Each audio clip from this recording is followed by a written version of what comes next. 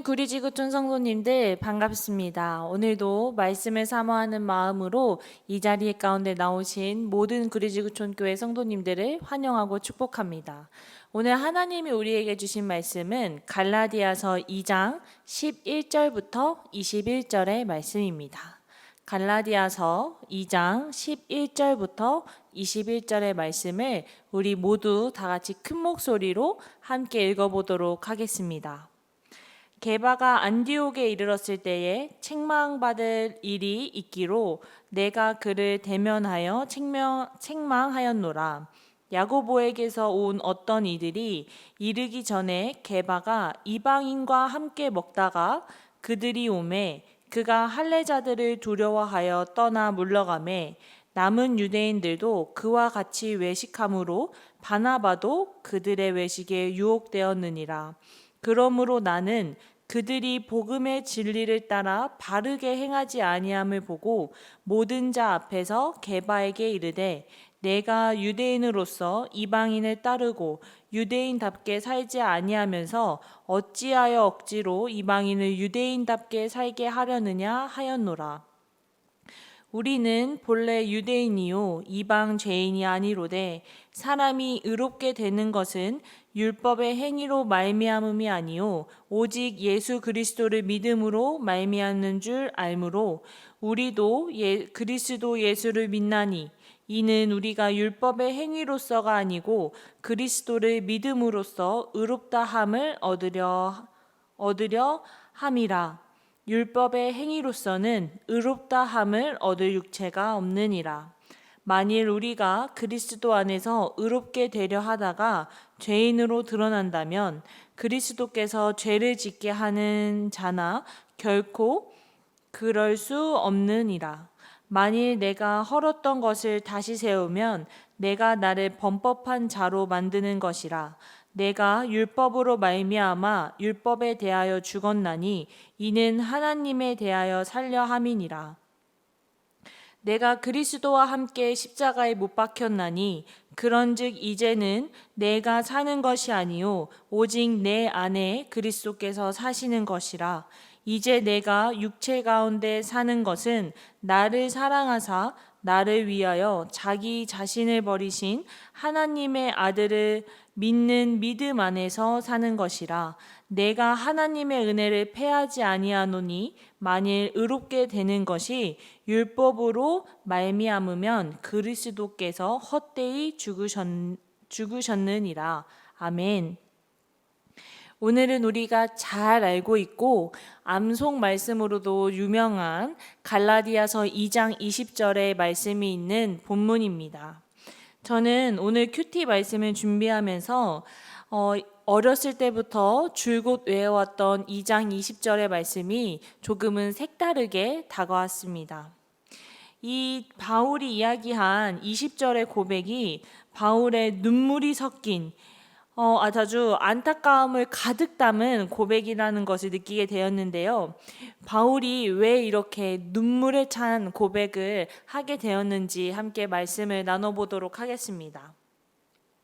먼저 갈라디아서는 다른 서신서들과는 달리 바울의 말투가 조금 다릅니다. 갈라디아서에서는 바울이 굉장히 격앙된 말투로 이야기를 하며 분노에 가득 차 있으며 사람들을 책망하는 말투로 말씀을 진행이 됩니다.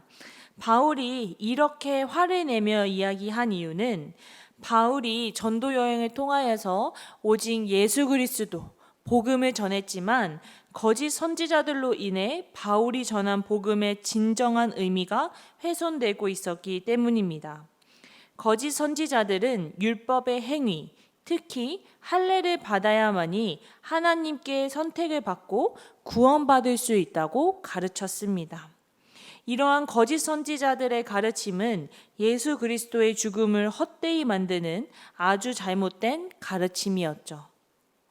이러한 상황을 알았던 바울은 이방인들과 함께 식사를 하다가 자리를 피한 베드로의 모습을 보고 분노하게 되고 다시 이들에게 진정한 복음이 무엇인지를 가르치게 됩니다.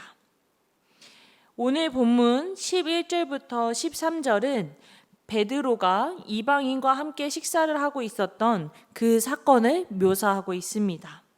베드로가 이방인들과 함께 식사를 하고 있다가 할례자들, 즉 비기독교 유대인들을 두려워하여 식사 자리에서 물러가고 심지어 바나바도 식사의 자리에서 물러났다는 것을 우리는 말씀을 통해 알 수 있습니다. 이방인들과 함께 식사를 하다가 베드로가 할례자들이 온다는 이야기를 듣고 식사의 자리를 피한 행동은 바울은 14절에서 이렇게 표현합니다. 복음의 진리를 따라 바르게 행하지 아니함을. 베드로의 행동은 이방인들을 무시하는 행동으로 이방인들을 억지로 유대인으로 살아가도록 하는 것입니다. 주 예수 그리스도를 믿는 누구든지 구원을 받을 수 있지만 베드로의 이러한 행동은 이방인들이 할례를 받아야만, 율법의 행위를 해야만 베드로와 함께 식사를 할 수 있구나라고 생각할 수 있게 만드는 행동이었습니다. 즉 이러한 베드로의 행동은 복음의 진리를 바르게 행하지 아니한 것입니다. 그래서 바울은 14절부터 21절까지 의롭게 되는 것, 하나님의 백성이 되는 것에 대해서 설명하기 시작합니다. 바울은 오직 예수 그리스도를 믿는 그 믿음으로 의롭게 된다고 선언합니다. 우리 함께 오늘 본문 말씀인 16절의 말씀을 함께 읽어보도록 하겠습니다. 사람이 의롭게 되는 것은 율법의 행위로 말미암음이 아니요 오직 예수 그리스도를 믿음으로 말미암는 줄 알므로 우리도 그리스도 예수를 믿나니 이는 우리가 율법의 행위로서가 아니고 그리스도를 믿음으로써 의롭다 함을 얻으려 함이라. 율법의 행위로서는 의롭다 함을 얻을 육체가 없느니라. 아멘. 바울은 믿음 외에 어떤 것도 필요치 않다고 말합니다. 유대인이나 이방인이나 신분에 상관없이 모두 예수 그리스도를 믿으면 새 생명을 얻고 살아가는 것입니다. 저는 이러한 말씀을 통하여서 나를 향한 온전한 그리고 끊임없는 사랑을 부어주시는 하나님의 모습을 발견하게 되었습니다. 하나님은 나를 향한 온전한 사랑과 은혜를 지금 이 순간에도 그리고 앞으로도 끊임없이 부어주고 계십니다. 나의 지위에 상관없이 나의 재력에 상관없이 오직 내 존재 자체를 사랑하시며 나를 한없이 바라보고 계십니다. 그래서 나를 향한 이 하나님의 온전한 사랑은 내가 주님 안에서 온전한 자유를 누릴 수 있도록 합니다. 바울도 우리가 그리고 그 당시에 있었던 사람들이 이러한 한없는 주님의 사랑과 은혜 속에서 한없는 자유를 누리며 살아가기를 바랬을 것입니다. 그래서 이렇게 간절한 마음을 담은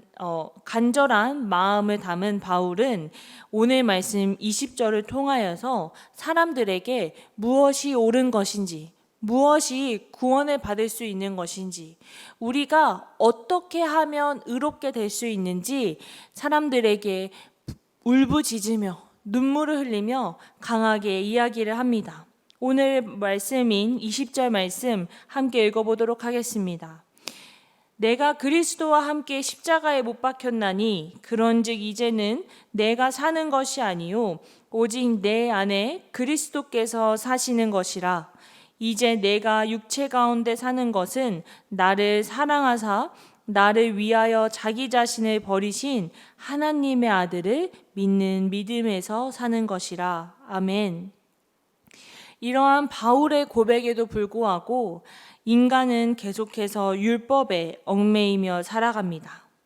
베드로가 이방인들과의 식사 자리를 피한 것은 이방인들에게 넌지시 율법의 행위, 특히 할례를 요구한 것과 마찬가지입니다. 우리가 앞서 살펴보았던 것처럼 디도에게 할례를 권했던 상황과 똑같은 상황입니다.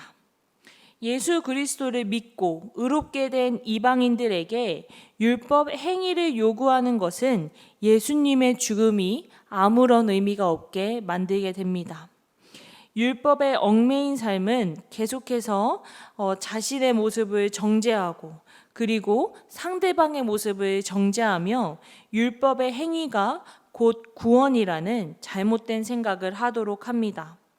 우리가 새 생명을 얻어 새 삶을 살아갈 수 있는 것은 오직 예수 그리스도를 통한 그 예수 그리스도가 십자가에 못 박혀 죽은 그 십자가의 죽음을 통하여서 우리가 새로운 삶을 살아갈 수 있는 것입니다. 이러한 예수의 죽음은 우리를 죄의 심판에서 해방시켰으며 새 생명을 얻어 새 삶을 살아갈 수 있게 하였습니다. 그래서 우리는 그 다른 것도 어떠한 것도 필요 없이 오직 예수 그리스도를 향한 믿음이 있다면 우린 누구든지 하나님의 귀한 자녀가 되어 믿음의 삶, 의로운 삶을 살아갈 수 있게 되는 것입니다. 저는 이번 말씀을 준비하면서 제가 율법에 얽매여 살아갔었던 지난날의 제 모습이 떠올랐습니다. 저는 대학생 때 학교 강당에 가서 기도 생활을 하기로 시작했는데요. 매일 기도하는 경건의 습관이 참 좋은 습관입니다. 하지만 기도를 하기로 결심한 제 마음 자체가 이미 죄악된 마음이라는 것을 깨닫게 되었습니다. 하나님의 사랑 안에서 예수 그리스도께서 나를 죄에서 구원해 주신 그것을 통하여서 얻은 자유한 마음에서 기도를 시작한 것이 아니라 하루에 특정 시간 동안 기도를 해야지만 나는 경건한 사람, 믿음이 좋은 사람이라고 생각하며 살아갔습니다. 그리고 남들에게 보여지는 모습 또한 신경 쓰였으며 오히려 강당으로 기도하러 가는 것에 제 어깨가 높아지며 기도하지 않는 자들을 정죄했던 적도 있습니다. 오늘 말씀을 통해서 본 것처럼 기도하는 행위, 어떠한 행위로 구원받는 것이 아니라 오직 믿음으로 구원을 받는 것입니다. 예수 그리스도의 구원의 조건은 없습니다. 그저 그리스도를 향한 믿음, 온전한 믿음, 그것 하나만이 우리는 죄와 율법의 삶에서 벗어나 진정한 자유를 누리며 살아가게 될 것입니다. 사랑하는 성도님들, 자기를 희생하신 사랑으로 우리를 구원하신 예수 그리스도의 일방적인 사랑과 은혜를 오늘 하루 충분히 누리시는 하루가 되기를 소망합니다. 더불어 그 사랑 안에서 진정한 자유를 누리며 살아가기를 소망합니다. 그리고 한 가지 더 바라는 것은 이 예수님의 사랑이 일방적인 것이 아니라 우리도 하나님을 향한 사랑의 마음을 고백하고 또 사랑의 나눔을 나누며 서로 이 사랑의 마음이 상호적인 사랑의 마음이 되기를 소망합니다. 혹시 마음 가운데 온전한 자유가 없으시다면 지금 이 시간 하나님께 율법에 얽매이며 살아갔던 나의 죄악된 모습을 회개하며 은혜 안에서 온전한 회복을 경험하시기를 기도하겠습니다. 더불어 저 멀리 아프가니스탄을 위해서 함께 기도하길 소망하는데요. 고통받는 저 땅에서 예수 그리스도를 향한 온전한 믿음을 가지고 오직 주님만을 바라보는 자들이 있습니다. 어려운 상황 속에서도 믿음을 잃지 않게 하시고 하나님의 전적인 은혜를 통하여서 아프가니스탄의 진정한 자유와 복음이 회복될 수 있도록 함께 기도하도록 하겠습니다. 오늘도 나에게 온전한 사랑을 부어주시는 하나님 아버지, 새날을 허락해 주시고 말씀을 통해 은혜를 부어주심에 감사드립니다. 하나님, 오늘 우리의 삶 속에 온전한 하나님의 사랑만이 가득 넘치도록 허락하여 주시옵소서. 혹여나 나의 외식된 모습, 율법에 얽매이며 온전한 자유를 못 누리며 살아갔던 모습이 있다면 주님, 이러한 죄인된 모습을 긍휼히 여겨주시고 주님을 통하여 온전한 자유를 누리며 살아가도록 축복하여 주시옵소서. 더불어 저 먼 땅 아프가니스탄의 땅을 위하여서 기도합니다. 아버지, 그 땅을 점령하고 있는 악한 세력들 모두 예수 그리스도의 이름으로 걷어가 주시고 그 땅에서 더 이상의 전쟁과 폭력의 아픔이 일어나지 않도록 그들을 하나님의 손길로 보호하여 주시옵소서. 그 땅 가운데 믿음을 지키며 온전한 믿음으로 주님을 바라보는 귀한 자녀들이 있습니다. 하나님, 그들의 믿음을 통하여서 그 땅을 회복시키시고 변화시키셔서 주님의 이름이 아프가니스탄 온 땅에 널리 퍼져 온전히 주님께 영광이 될 수 있도록 하여 주시옵소서. 아버지, 나를 죄에서 구원해 주신 그 예수 그리스도의 사랑과 은혜를 기억하며 살아가는 우리 모두 그리지우촌 교회와 또 지구촌 모든 성도들이 되기를 바라오며 모든 것을 주님 앞에 맡겨드리오며 살아계신 예수님의 이름으로 기도합니다. 아멘.